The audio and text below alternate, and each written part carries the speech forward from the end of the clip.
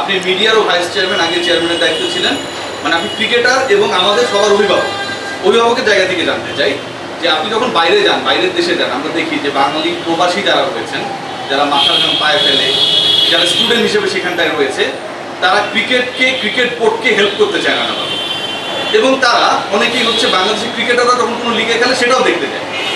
সাকিব আল হাসান একজনকে জিজ্ঞেস করেছেন যে আপনারা আসলে দেশের প্রতি কি অবদান রেখেছেন, একদিন আগের ঘটনা দেওয়া হবে। অভিভাবক হিসেবে আবারও বলছি, ক্রিকেট বোর্ডের আমাদের এবং সাকিবদের এটা কি আপনাকে বিব্রত করে? না, নিশ্চয়ই। দেখেন, ক্রিকেটের সাকিবের অবদান আপনারাও ভালো করে জানেন। সাকিবের অবদানের প্রশ্ন আসছে না, আমি না, প্রবাসীদের দেখেন, আমি কিন্তু ভিডিওটা দেখি নাই, এই জন্য আমার কমেন্ট করা ঠিক হবে না। বাট আপনি যদি এখানে যেটা না, অবশ্যই ঠিক করে নাই নিশ্চয়ই, কারণ সবারই সব জায়গায় কিন্তু অবদান আছে, ঠিক আছে, এবং কেউ সাকিবের অবদান নিয়ে কিন্তু প্রশ্ন করা উচিত ছিল না। আজকে বাংলাদেশ ক্রিকেট, সে যদি ক্রিকেটের অবদান যদি সাকিবের কথা উঠিয়ে থাকে, যেটা আমি শুনেছি, আমি কিন্তু এটা দেখিনি, তো আমরা সবাই জানি সাকিবের অবদান কী। বাংলাদেশের ক্রিকেটের লেভেলে আমাদের কয়েকজন সিনিয়র ক্রিকেটারদের অবদান কিন্তু এটা অবশ্যই ওটা অস্বীকার করা যাবে না।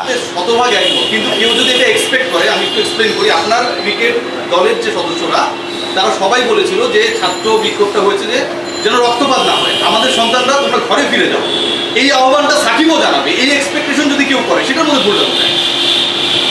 দেখেন, এটা সাকিব ব্যক্তিগত ব্যাপার।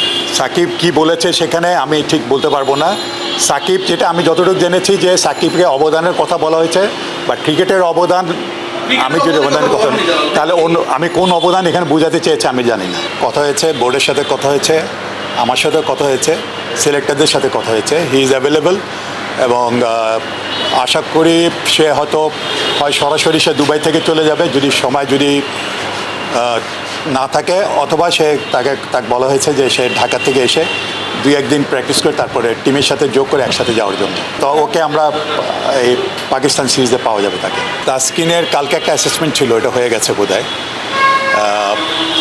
ওকে কনসিডার করা হচ্ছে, এটা সিলেক্টরদেরই কল, তো ওকে কনসিডার করা হচ্ছে, তাকে লাল বলে ওকে কনসিডারেশনে রেখেছে সিলেক্টররা। এবং সিলেকশনের ব্যাপারটা তো যখন নাকি ফাইনাল আপনারা টিম দিয়ে তখন বুঝতে পারবেন। এবাদত স্টিল হি ইজ রিকভারিং, যেটা আমার লাস্ট খবর হচ্ছে যে তার সাথে আমাদের রেগুলার যোগাযোগ আছে। তো হি ইজ অলমোস্ট 70% মতো সে রিকভার করেছে। তো সে বলছে যে আশা করি সে আরও আগামী 2 মাসের মধ্যে আরও কিছু ইমপ্রুভ করবে। তো এখনও রিহ্যাবের মধ্যেই আছে, রিকভার করুক, তারপর দেখা যাবে।